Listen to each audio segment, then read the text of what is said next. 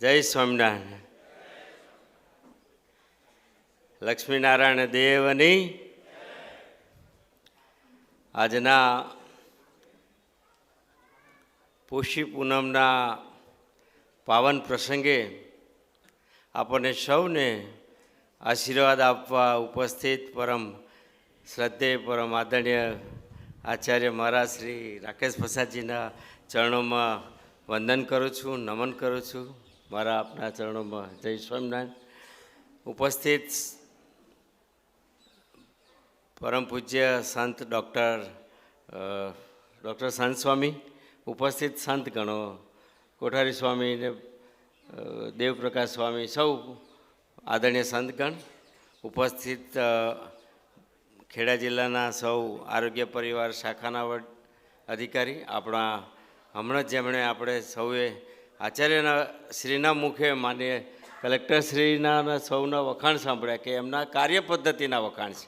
કલેક્ટરના પદના કરતાં એમની પદ્ધતિ જે છે આ જિલ્લાની સાથે રહીને કામ કરવાની, એ પદ્ધતિના વખાણ કર્યા છે. એવા આપણા કલેક્ટરશ્રી, ઉપસ્થિત સૌ હરિભક્તોને મારા જય સ્વામિનારાયણ.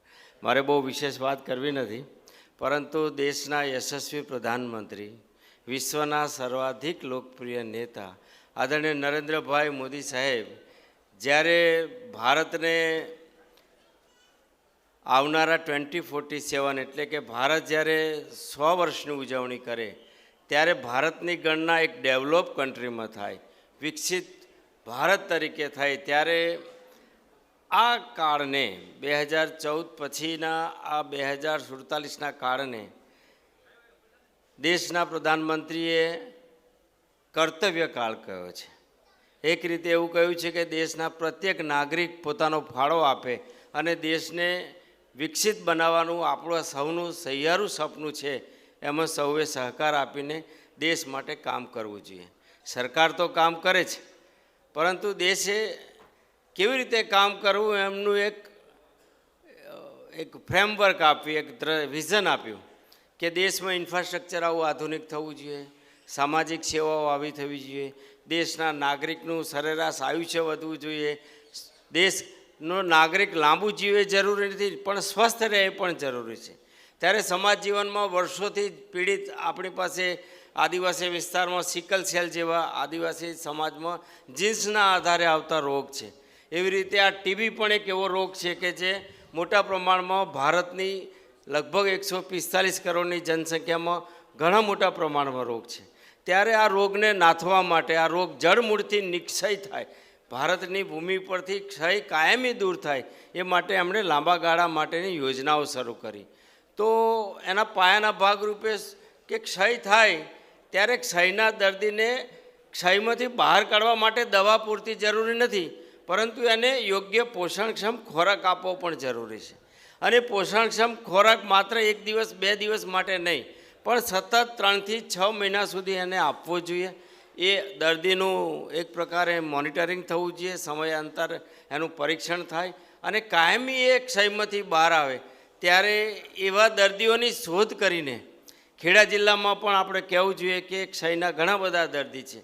ત્યારે એ ક્ષયના દર્દીઓને મદદ કરવા માટે સરકારી તંત્ર તો ક્યાંક ટાંચું પડે. સરકાર નક્કી કરે કે ભાઈ જેમ આપણે બાળકોને પોષણક્ષમ આહાર આપીએ એમ ક્ષય પીડિત દર્દીઓને પણ પોષણક્ષમ આહાર આપીએ.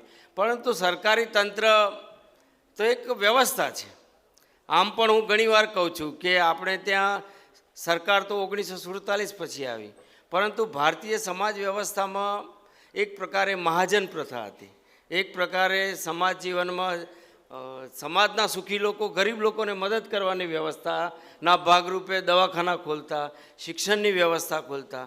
ત્યારે સરકાર તો ક્યાંક ટૂંકી પડે, પરંતુ સમાજમાં રહેતા નાગરિકો, સુખી લોકો સમાજને મદદ કરે. એ પ્રથા અત્યાર સુધી આપણે માત્ર મહાજન પ્રથા અનુભવી, પરંતુ સ્વામિનારાયણ સંપ્રદાયમાં વડતાલ ધામમાં મંદિર આ પ્રથા શરૂ કરતી હોય એવી અમે ઘણા વર્ષોથી અનુભવી છે. વિશેષ કરીને કોરોનામાં આપણે જે સેવા કરી, કોરોનામાં ખેડા જિલ્લાના આ નાગરિકોને બચાવવાનું કામ વડતાલ ધામ મંદિરે કર્યું છે, એનું ઋણ ખેડા જિલ્લાના નાગરિકો ક્યારેય ભૂલી નહીં શકે. અને આપણે બધા તો હમણાં એના સાક્ષી બન્યા કે ધી શતાબ્દી મહોત્સવ સદેહે આપણી આ નજરો સમક્ષ આપણે જોઈ શક્યા એ ભગવાનના આશીર્વાદ છે, ભગવાન સ્વામિનારાયણના આશીર્વાદ છે કે 30 લાખ લોકો ભોજન આ ભૂમિ ઉપર લેતા હોય, 11 લાખ યુવાનો સ્વયંસેવક આ ભૂમિ પર હોય. આવું અદ્ભુત દ્રશ્ય ભારત વર્ષમાં કોઈ સંપ્રદાયની એ શક્તિ નથી, પણ એ શક્તિની પાછળ હોય તો ભગવાન સ્વામિનારાયણની ભક્તિની શક્તિ છે, એના કારણે આ થયું છે. ત્યારે એ જ સંપ્રદાય સમાજ સેવામાં પોષણક્ષમ આહાર આપવાનું આવું અદ્ભુત કામ કરે ત્યારે સરકારના પ્રતિનિધિ તરીકે દંડવત થઈને પ્રણામ કરું છું ને આભાર માનું છું કે આપે સરકાર વતી પણ આ અભિયાનને શરૂ કર્યું છે. 1000 દર્દીઓને આજે આપ કીટ આપી રહ્યા છો અને હું એવું માનું છું કે સાચ અર્થમાં ભારતની ભૂમિ ઉપર સનાતન ધર્મનું પુનઃસ્થાન જો દ્રશ્ય જોઈ શક્યા હોય તો આ પ્રત્યેક માનવીની સેવા, માનવ સેવાનું કામ મંદિરોમાંથી થઈ રહ્યું છે અને એ બતાવે છે કે ભવ્ય કુંભ મેળાની શરૂઆત થઈ હોય તો એમાં પણ આહુતિ આપવાનું કામ આ માનવ સેવાનું કામ કર્યું છે. આજની પડે આપ સૌનો આશીર્વાદ માગું છું. આપ સૌનો ખૂબ ખૂબ આભાર. આપ સૌને મારા જય સ્વામિનારાયણ.